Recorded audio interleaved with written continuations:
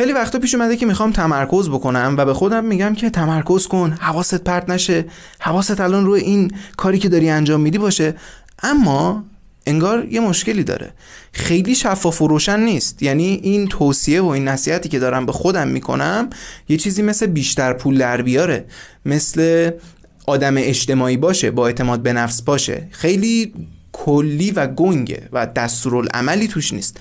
و دقیقا خیلی وقتا به خاطر همین موضوع از خودم زده می شدم و می گفتم اصلا ولش کن، نه من نمیتونم، اصلا تمرکز به من نیومده، من اصلا آدم این کار نیستم، مخم نمیکشه و هزار تا برچسبی که به خودم می زدم. فکر می کنم این مشکلیه که خیلی اون باش دست و پنجه نرم بکنیم. برای همین امروز اومدم که باهاتون در مورد 3 قانون 10 دقیقه‌ای صحبت بکنم. یعنی 3 قانون بهتون معرفی می کنم که انجام دادن هر کدوم از اینا 10 دقیقه زمان میبره. باید تلاش بکنیم که اینا رو تو زندگیمون تبدیل به عادت بکنیم و خودم هم کنار شما تلاش میکنم که این قانونا رو تبدیل به عادت بکنم که تمرکز بیشتری داشته باشم. خیلی خوش اومدی به کانال من محمد قهرودی ام. اینجا در مورد بهره‌وری و ساختن عادت‌ها با هم صحبت میکنیم. یادت نره که کانال رو ساب کنی و بریم سراغ اولین قانون. این موقعیت خیلی برای من پیش اومده که صبح خواب بلند شدم، خیلی پر انرژی بودم، پر از حس خوب، آقا بریم امروز رو بهتر کنیم، کلی کار انجام بدیم، نمیدونم من میخوام یک عالمه کار خفن بکنم چون امروز خیلی شارژم. ولی سری گوشی رو در میاری، میری تو اینستاگرام، میری تو اکسپلور، میری تو تلگرام، پیام رسانا رو چک میکنی یا حتی میای تو یوتیوب و یهو تا به خودت میبینی 1 ساعت 2 ساعت حتی نیم ساعت هم که شده از روزت رفته و اون انرژیت افت پیدا کرده و دیگه اونقدر احساس خوب نداری و یه جورایی حتی انگار داری خودتو سرزنش میکنی. چرا این اتفاق میفته؟ بیشترش به خاطر اینه که ما برنامه ریزی نداریم از قبل.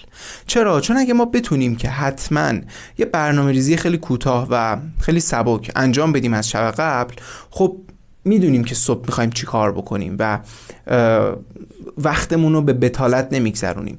پس اولین قانون 10 دقیقه‌ای که کمک میکنه تمرکزمون رو ارتقا بدیم، افزایش بدیم، آماده شدن از شب قبله. این که برنامه ریزی کنیم 10 دقیقه قبل خوابیدن یه کاغذ و قلم بیار دم دستت و کارهایی که قراره فردا بکنی اونجا واسه خود بنویس.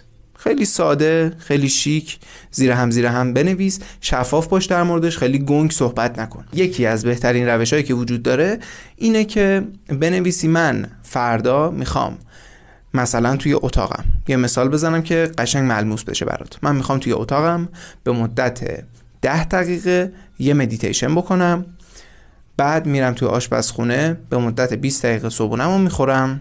اوکی، این میشه برنامه صبح. حالا بعدش میخوام به مدت 1 ساعت پشت میز کارم بشینم و درس بخونم یا کارهای دیگه بکنم.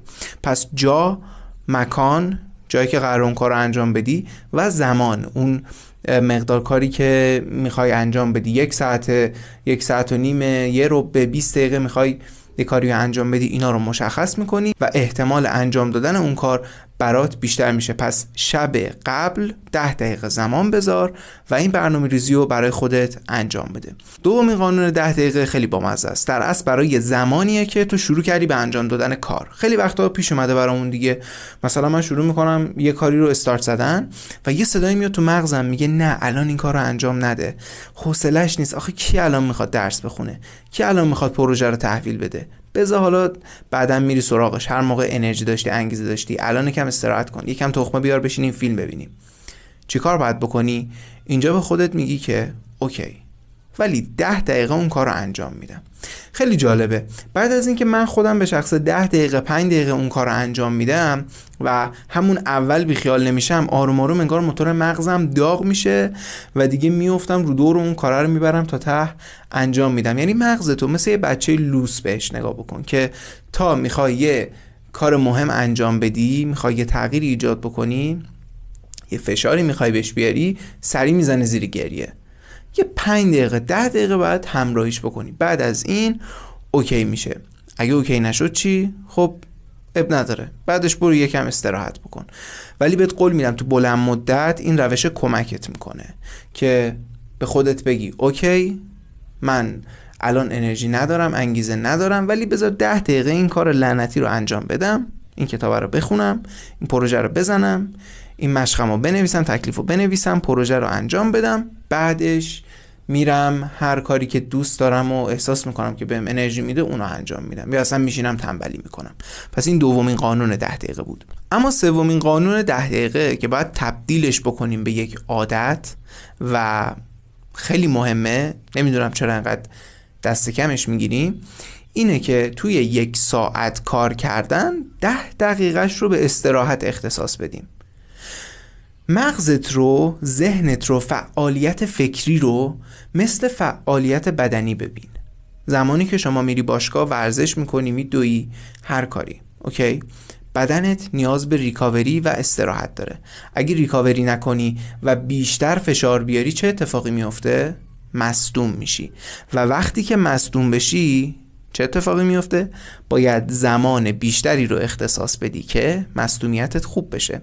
یعنی اگر قرار بود که مثلا 1 روز استراحت بکنی و دوباره فردا بری باشگاه، تصور بکن تو 1 هفته شما 4 روز میری باشگاه، 1 روز بینش استراحت میذاری.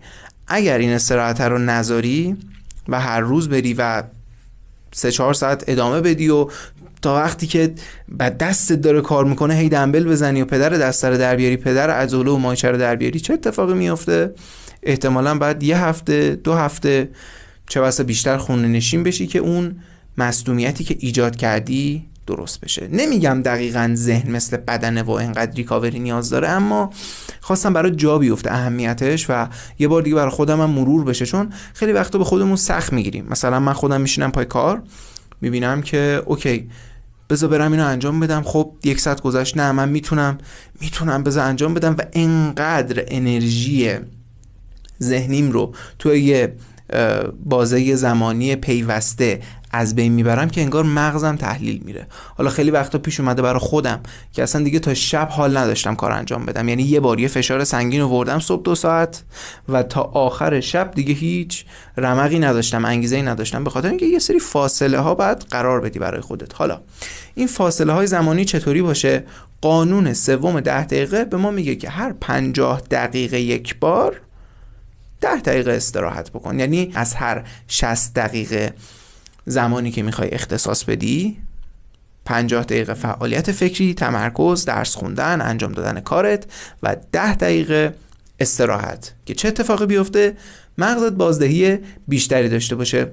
بعد از اینکه چند بار این پروسه رو تکرار کردی، مثلا 1 بار شد، 2 بار شد، 3 بار شد، 4 بار، میتونی حالا استراحت بیشتر هم به ذهنت بدی. چون چیزی که طبق کتابایی که من خوندم و تحقیقاتی که کردم و صحبتایی که شنیدم، اصولا بیشتر از 4-5 ساعت نمیشه خیلی کار فکری سنگین از ذهن کشید، یعنی اصلا کشش نداره. اگر فکر میکنی بیشتر از این میتونی کار فکری بکنی، قطعا کار فکری اونقدر سنگین نیست، وگرنه مثلا 4-5 ساعت نمیتونی بشینی واقعا یه مسئله خیلی سخت مثلا ریاضی رو بشینی هی فکر بکنی، مگر اینکه یه آدمی باشی که واقعا توانمنده، که بعید میدونم اون آدم مثلا اینجا باشه و بخواد این ویدیو رو ببینه. پس خدا رو شکر الان که هممون عادی هستیم و استثنایی نیستیم، میتونیم از این روش‌ها استفاده بکنیم. 3 تا قانون بود. اولی در مورد آماده شدن بود، دومی در مورد این بود که زمانی که میخوای کارو شروع بکنی چجوری با اون حس بد کنار بیای، و سومی